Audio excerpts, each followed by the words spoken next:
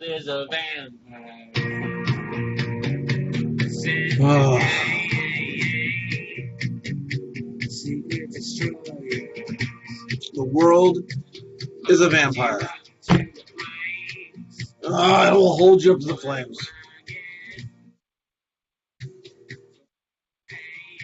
What do we get for our pain? I mean, really, what do we get for our pain?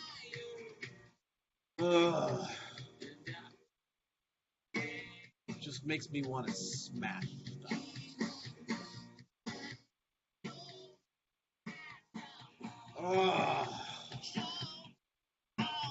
You know why you're here.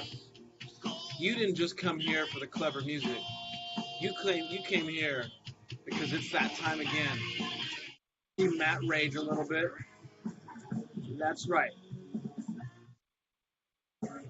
By all my rage, I'm still just a rat in the cage. And guess what, people?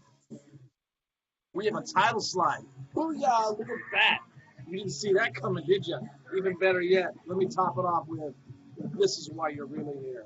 The TWU UG North America video team call for the week of 10/15. And people, the 15th of the month.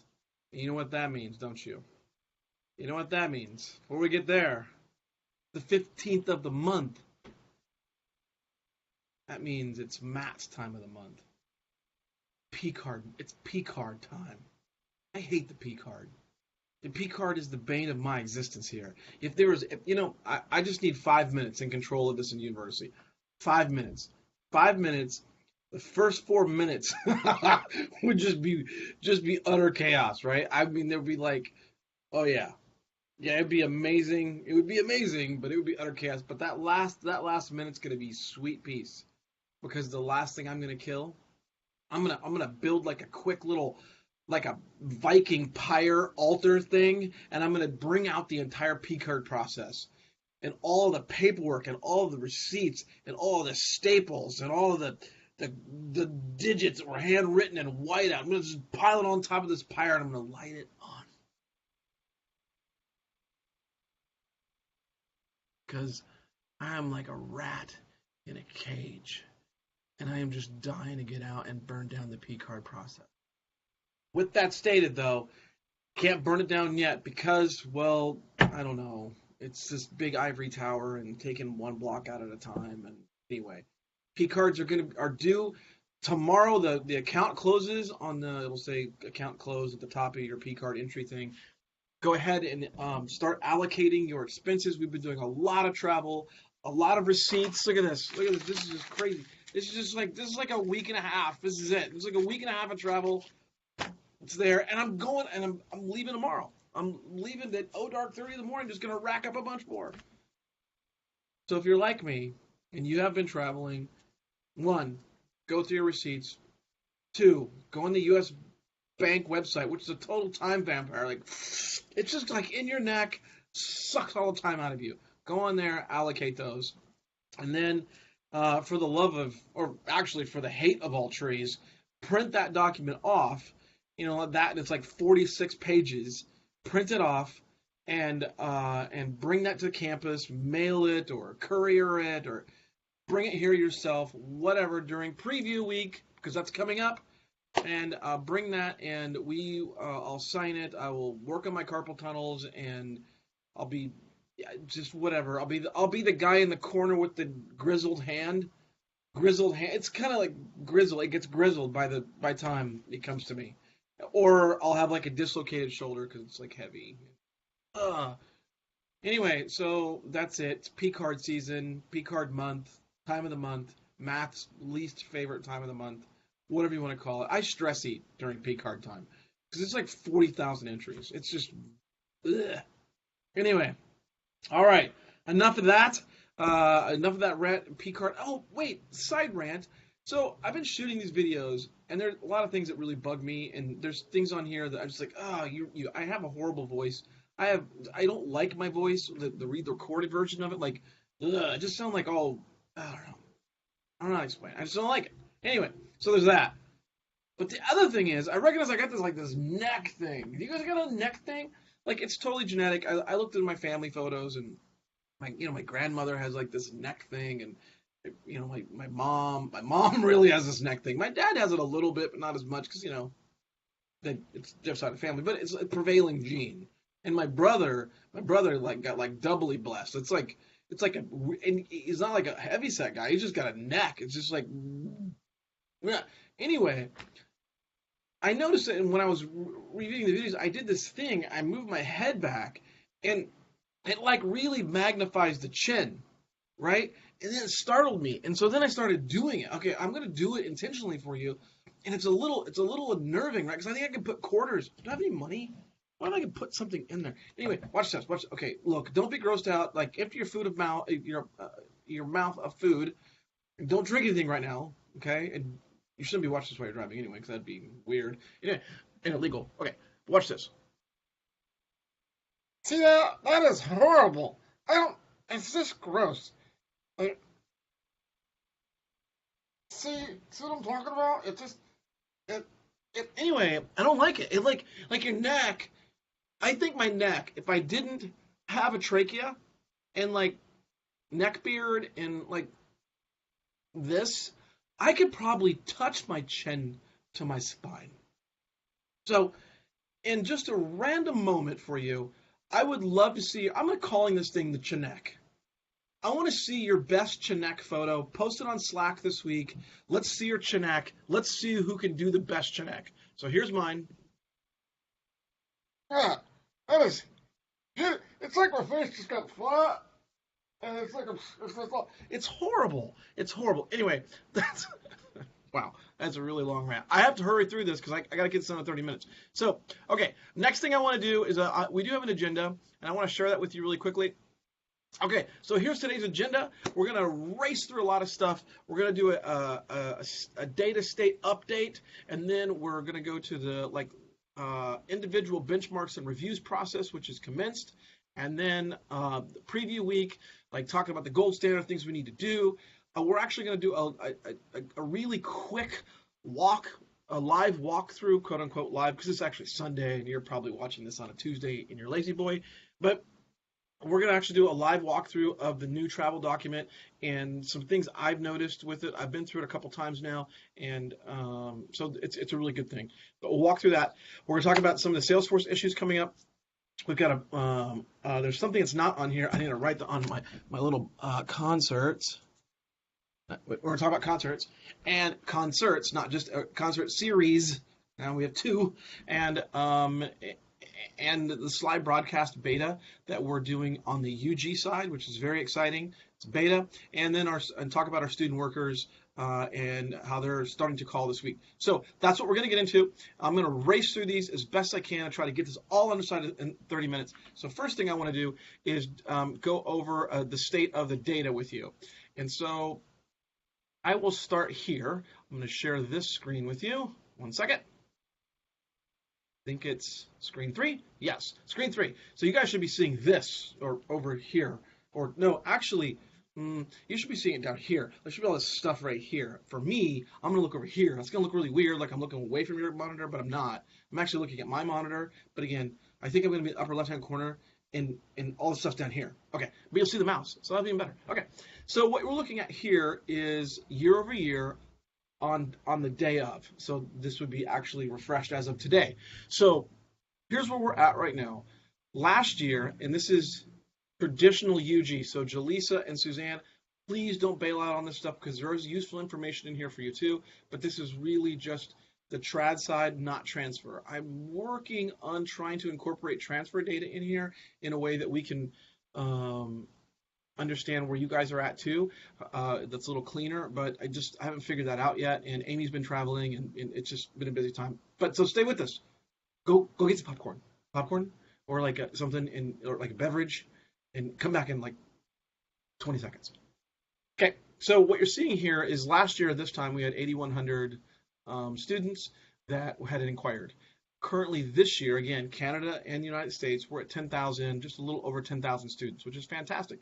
About a 19% jump, which is very impressive to say the least, but considering that we didn't have a concert tour working for us this summer. We didn't, and technically don't have concert tours existing anymore. They kind of died down as of the fall last year. So this is actually a really healthy thing. That means the word's getting out about us. This is good stuff. So be encouraged by that. Last year, App Started. You'll see on your benchmark data that we don't actually talk about App Started. We just go to App Submit, but App Started is critical. We've talked about that. We were at 725 versus 702. So last week we were in a pretty big deficit in this category. We have definitely closed it. Where it shows up the most is the next category in App Submitted. We were in deficit. Remember that all those numbers were red, except for the inquiry number. They were all red. Well, this week, the numbers, if I had them on the board behind me, they would be in black, I believe, or green. Green, I think it was green. Anyway, so we're up 322 to 311, which is encouraging. That means you are calling your students. I'm still going to tell you to do it, but call your students, get them moving on this process. Thank you for doing that. But we're trending here, and we've definitely closed the gap on apps complete. So that means we're starting to get transcripts in. Test scores are coming in. We're getting these marks. That's good. Keep doing that. Now the admit, you'll see that's where there's a deficit. And I'm going to talk a little bit of an asterisk right here. Admit asterisk. We have several transcripts and test scores, or transcripts principally, that are in both from the UG and Canada side, and we're in a little bit of a holding pattern. Put it simply, we've changed our standards, 70% and a 3.0, but ADS was confused. ADS was saying, well, that's our advertised, but we're still admitting at a different point. And I said, no, we're not admitting at a lower point, especially in light of the recent retention data. If you were on the last call or the last team meeting, EM, how our retention is. I said, no, that we're not going lower than that. We don't have an advertised thing and then we do something lower. And so it's kind of put a halt to processing some admits. And I suspect, well, there is a big meeting that's going to be happening on Tuesday. The consigliere, or the whoever, all the people that are going to come in the room, they're going to say, here it is, bing, bang, boom, we're done. These are the numbers. And then that's going to help release some of these transcripts that are in there. So keep collecting test scores and marks and transcripts. Get those, keep coming in. Your students are completing the apps. Be excited. Get them focused. But I anticipate that we'll close this gap by November 1st. I'm not too worried about it. Deposits, again, we're not really focusing on deposits. It's exciting that we have a couple in here, 4 currently versus 11 last year. And then if you'll remember, the last time we had it on the video call, there was 197 students out of this bucket that had ultimately enrolled for this last fall, for 2018, and currently we're at 204.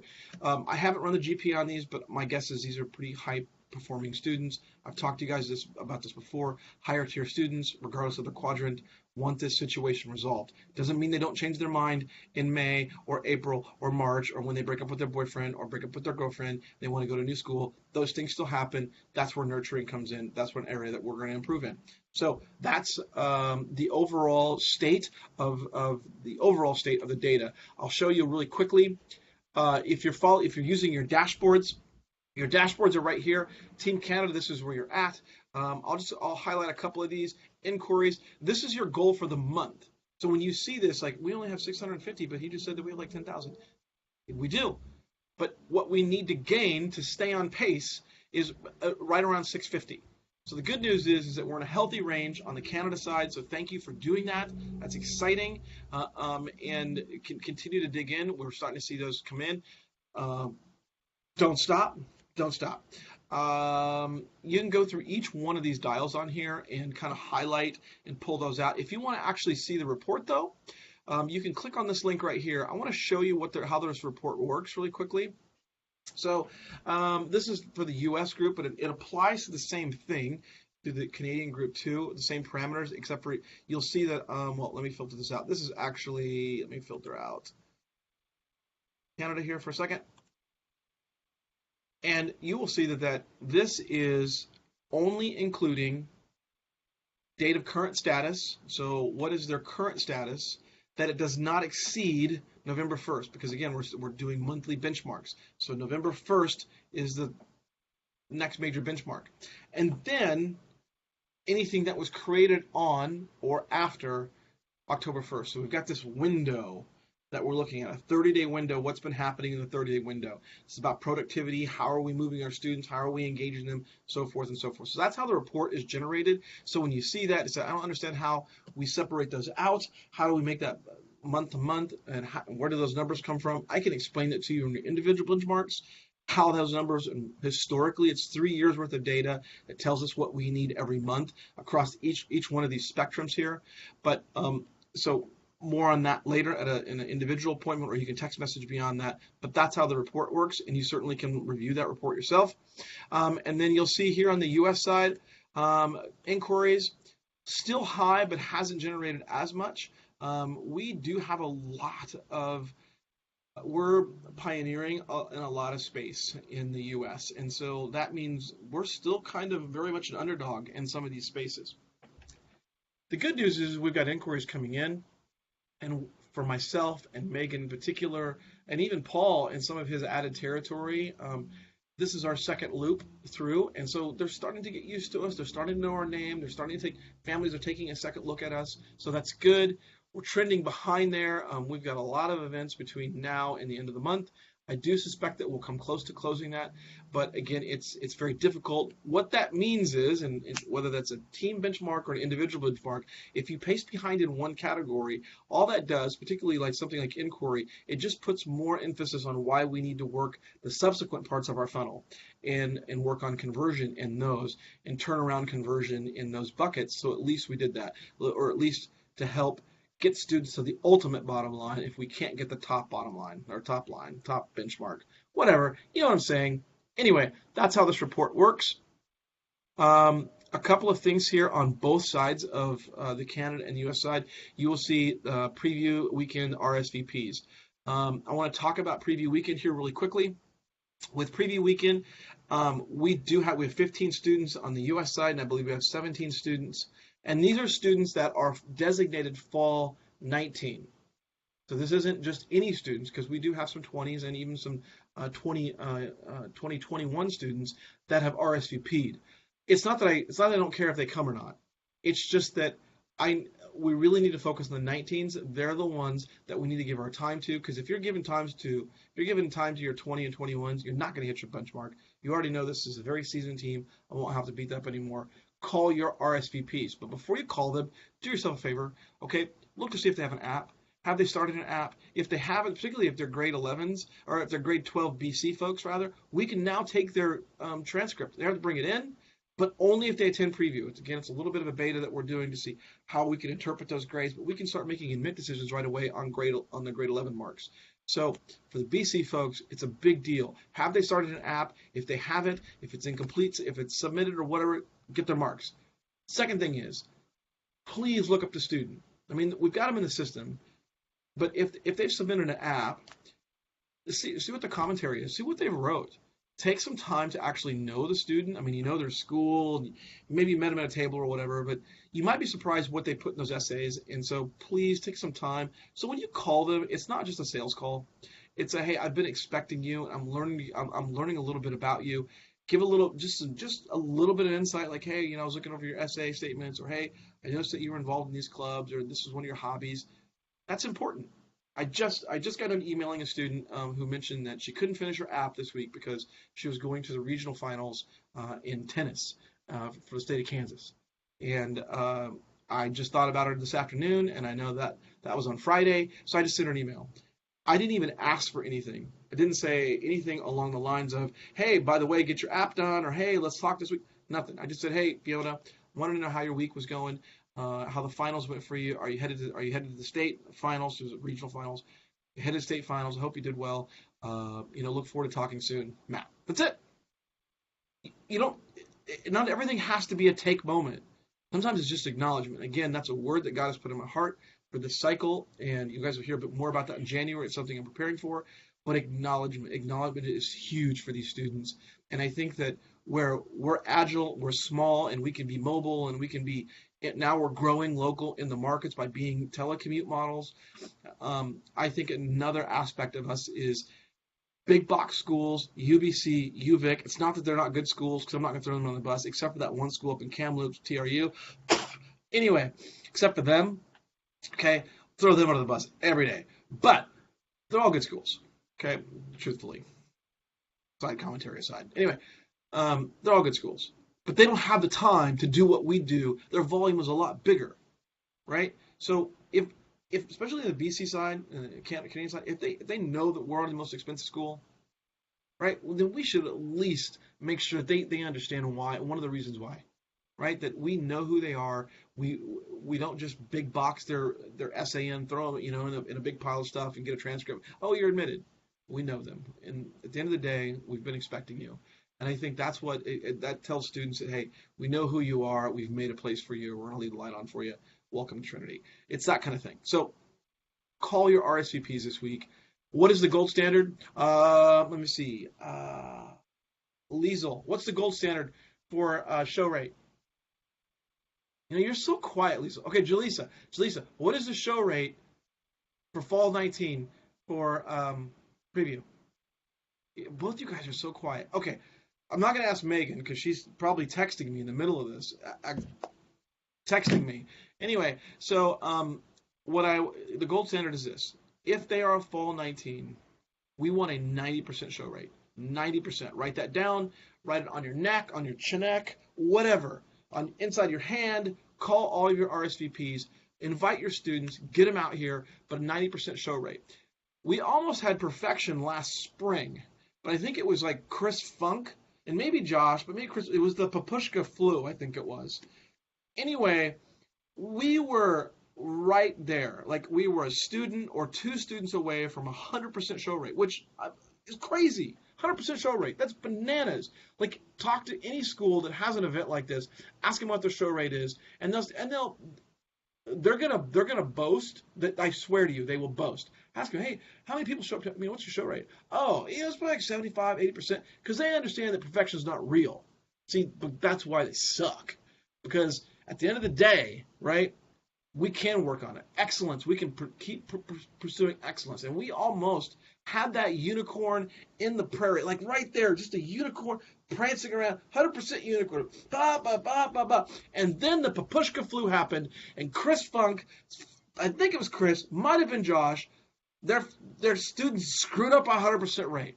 That's like walking up to a unicorn and saying, you are amazing. Snap off the horn. That's what it's like. Wow. Not that I'm bitter.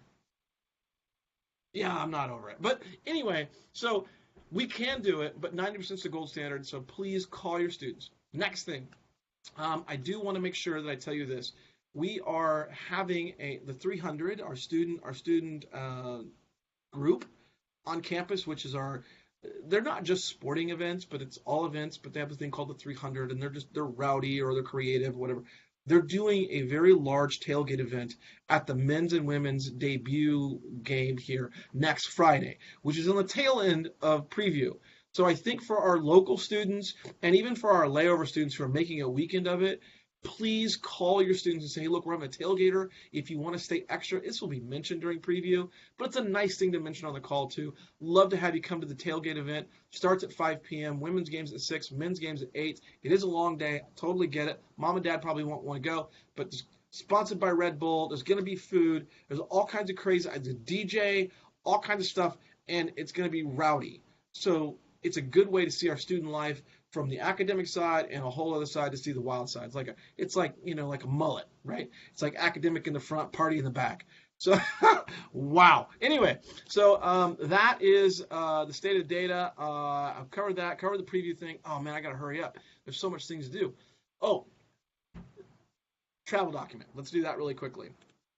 Okay, I got to share this page with you, or screen with you. It's not a page. I mean, I guess it will be a page in your book, probably. Anyway, okay, here it is right here. Again, down over here, but I'm going to be over here. Follow my mouse.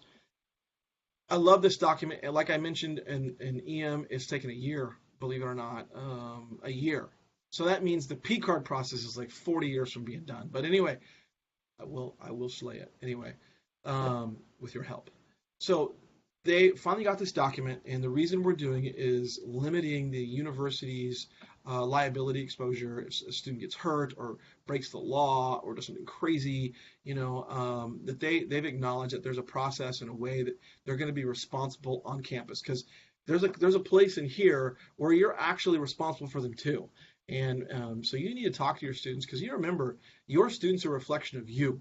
That tells us a lot about the kind of students you recruit when they come here. And if they start acting a fool, we gotta have the question.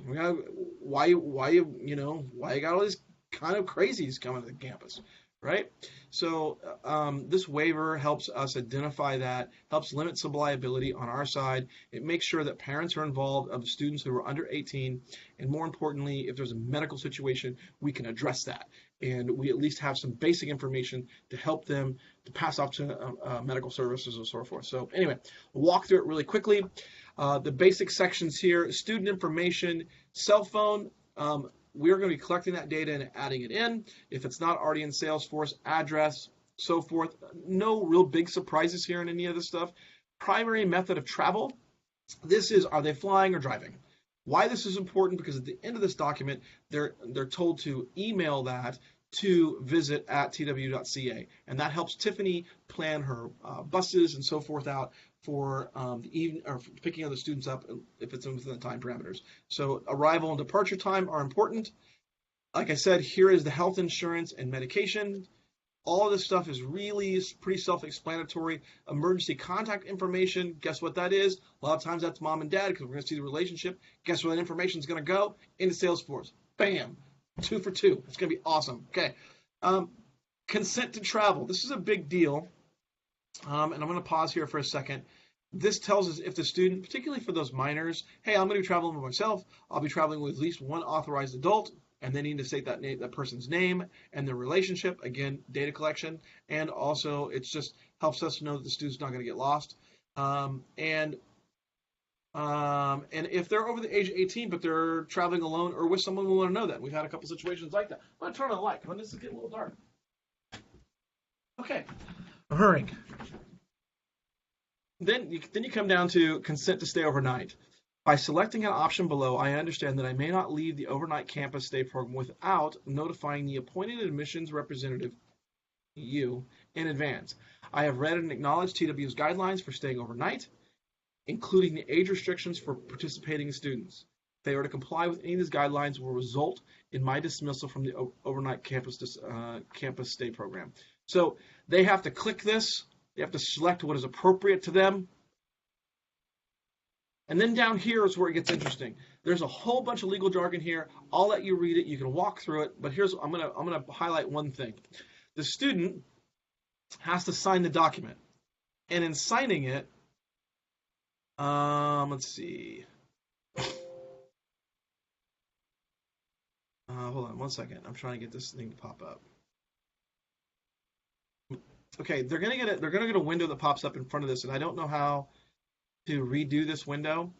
There's a window that pops up separate, and it says you don't have a sign in signature, and it's going to ask them to fill out a form field that basically it's their name, and then there's 2 spots on here. It's going to say organization. Tell them to skip that and then enter their email information, and they're going to have to create a password. They'll type that password in there. That goes to a server, which bounces their IP from where they're sending it from, and then the student will get this window after he or she submits it. He'll get this window, and it's going to have their name in it, and from there, that password that they sent out, it gets validated by their IP address. It takes seconds. It really just takes seconds. They'll type that in. Oh, hold on a second. It helps if you put the right password in. They'll put that in, and then what happens, they have to save the document as their name, because remember, this is actually getting emailed to who? Tiffany and her crew, right? So we'd say Marquez, and this is really important. So I want you guys to make sure that your students are doing this. Tell them to save it as their last name, TWU, travel, okay? And then that's enough. There's like this whole thing we're going to put after it. Don't worry about it. Marquez, the student's last name, not my last name, because that'd be weird. TWU travel. Okay. You save it.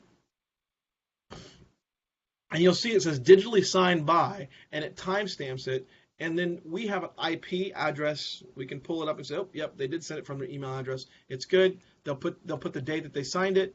Then, if the student's a minor, as a parent, guardian, blah, blah, blah, blah, blah, blah, blah, more legal jargon, hey, and really important,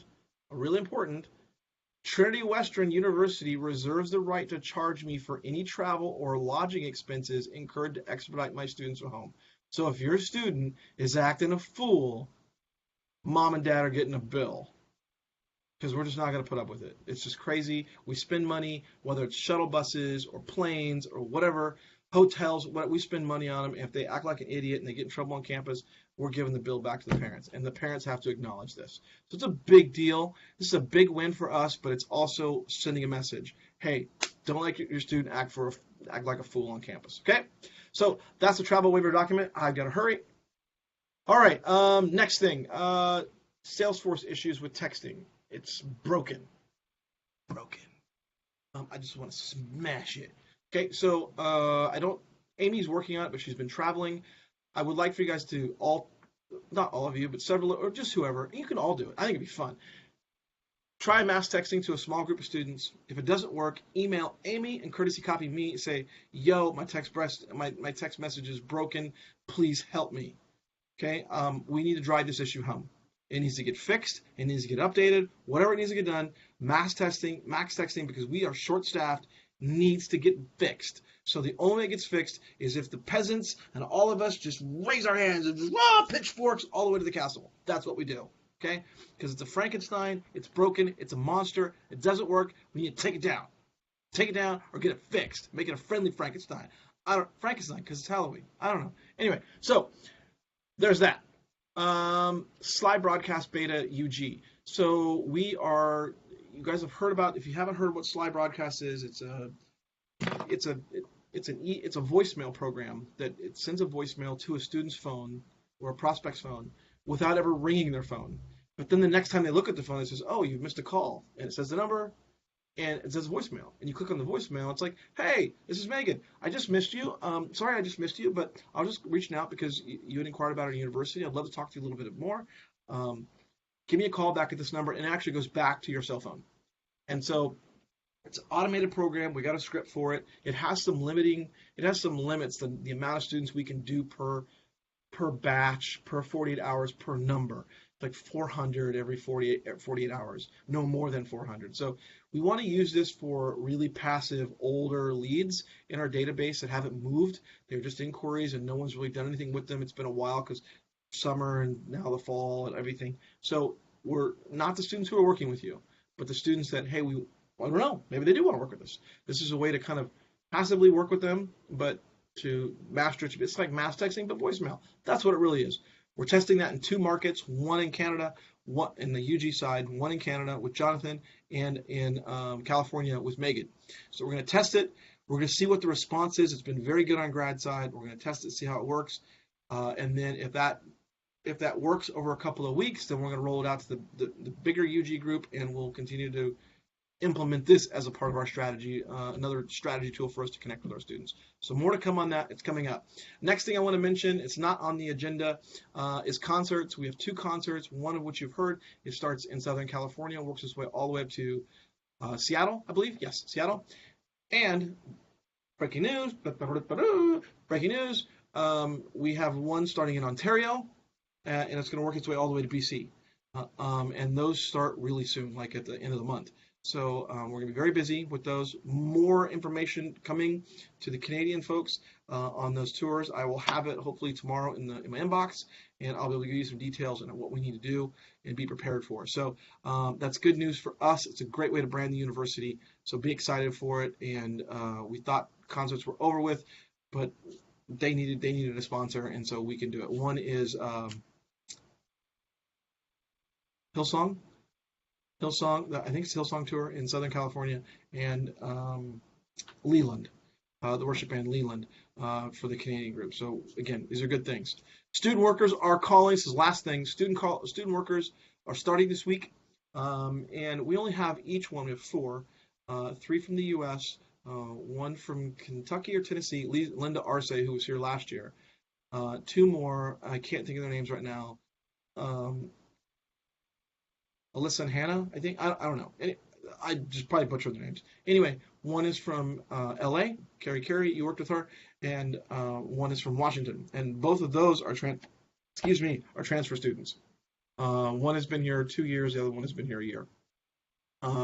So they start this week, and we're thin staffed. We're going to be down in NorCal in this month, and then we're down obviously in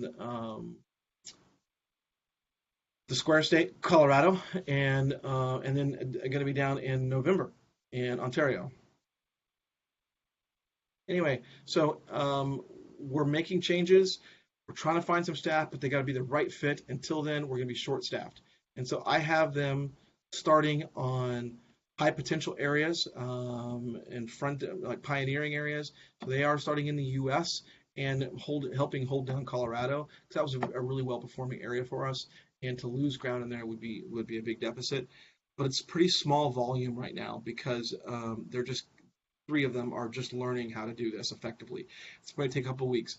As probably the first week in November, if you've got hot spots like, hey, here's a group of students I really need help calling through them because I got too many to work through, I've got a lot of appointments, please let me know those. You're going to need to build an application for them, a view for them. I'm going to walk through that with you, and then we can hand it off to those students to begin calling on your behalf or emailing and so forth. So, okay, that's it. Wow, that was a long call. I tried to go through it as fast as I could. Thank you very much for your time. Wear your seatbelt this week. Call your students. Get them to get their app submitted. Tell them to come to preview. That's all I got, my friends. Peace out and Chinek.